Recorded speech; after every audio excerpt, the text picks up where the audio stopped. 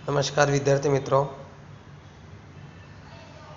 धोरण 10 विषय हिंदी व्याकरण की ओर आगे बढ़ेंगे।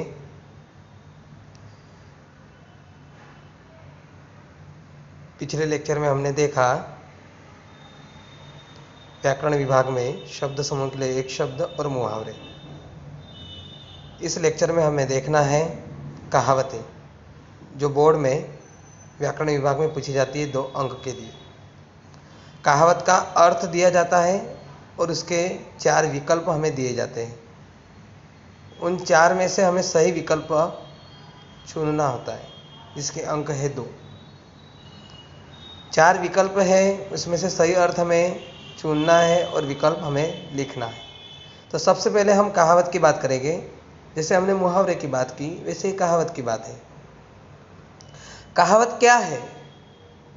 किसी घटना, प्रसंग आदि का वर्णन करते समय प्रयोग किए जाने वाले रूढ़ और मार्मिक कथन को हम कहावत कहते हैं।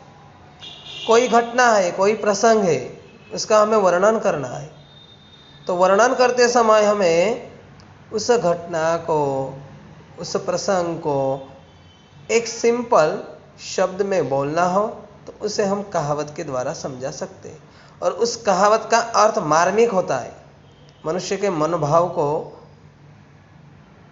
हमें परिचित कराता है।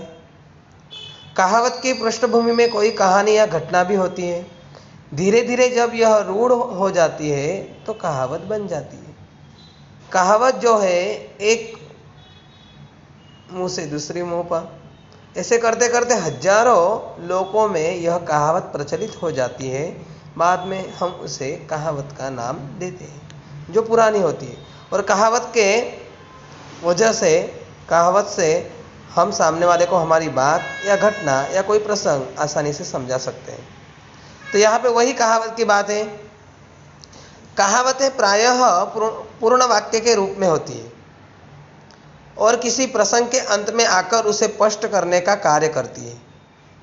जैसे यदि कोई व्यक्ति किसी का काम को नहीं जानता, दूसरे को दोष देता है, तो उसकी इस बहानेबाजी को सूचित करने के लिए कहा जाता है, नाच ना आना आंगन टेढ़ा। अर्थात नाचना आता नहीं है, इसलिए आंगन को टेढ़ा बताकर वह नाचने से बचना चाहता है। या कोई काम आता नहीं है पर उस काम को न आने का इरादा वह अनेक बहानेबाजी से हमें बताता है। माता पिता अपने कमाऊ बेटे का बुरा व्यवहार भी सहन कर लेते हैं। उनकी इस स्थिति को प्रकट करने के लिए कहा जाता है, दुधार गाय की लात भी भली। यानी कि माँ बाप के लिए संतान कैसी भी हो, पर वह भली ही, अच्छे ही व्यवहार उनके साथ करते हैं। संतान कितने भी बुरे क्यों न हो, पर अगर वो कमाते हैं तो वह अच्छे लगते हैं। यानी कि कमाता हुआ इंसान हर किसी को अच्छा लगता है। कहावत का भावार्थ यह है। आगे हमें बात की है, कभी कभी कवियों की मार्मिक सूक्तियाँ भी कहावत का रूप ले लेती है। यानी कि 2.5 अक्षर प्रेम के पढ़े सो पंडित होय, रहीमन याचकता गड़े, रहीमन याचकता गहे, बड़े छोटे है जात। कहावतों का प्रयोग करने के लिए उनकी सूक्तियाँ को भी हमें समझना आवश्यक है। जैसे हमने कहा दोहे, दोहे भी एक प्रकार की कहावत है, जिसमें कुछ भावार्थ छुपा है, लक्षण छुपा है, जो मनुष्य के लिए कुछ न कुछ सीख दे जाता है। सांप भी मरे और लाठी भी न टूटे, काम भी हो जाए और कोई नुकसान भी न हो। जहाँ बिना नुकसान उठाए काम करने की बात होती है, वहाँ इस कहावत का प्रयोग किया जाता है। ऐसा उपाय बताओ कि उससे रुपये भी मिल जाए और संबंध भी न बिगड़े। यानी कि सांप भी मरे और लाठी भी न टूटे। आगे का उदाहरण हमें दिया है, जान बची तो लाखों पाए, नुकसान जो हुआ सो हुआ, जान तो बच गई। कभी कभी मनुष्य ऐसी विपत्ति में फंस जाता है कि उसकी जान जोखिम में पड़ जाती है। ऐसी स्थिति में यदि कोई हानि उठाकर भी प्राण बच जाते हैं तो यह कम भाग्य की बात नहीं। इसी बात को प्रकट करने के लिए इस कहावत का प्रयोग किया जाता है। अच्छा हुआ कि डाकू रुपए ही छीनकर भाग गए, मेरी जान नहीं ली। यानी कि जान बची तो लाखी बात। आगे हमें बताया है, आँख के अंधे नाम नयन सुख। नाम और गुण में एकरूपता न होना। कभी कभी व्यक्ति का नाम उसके गुणों के बिल्कुल विपरीत होता है।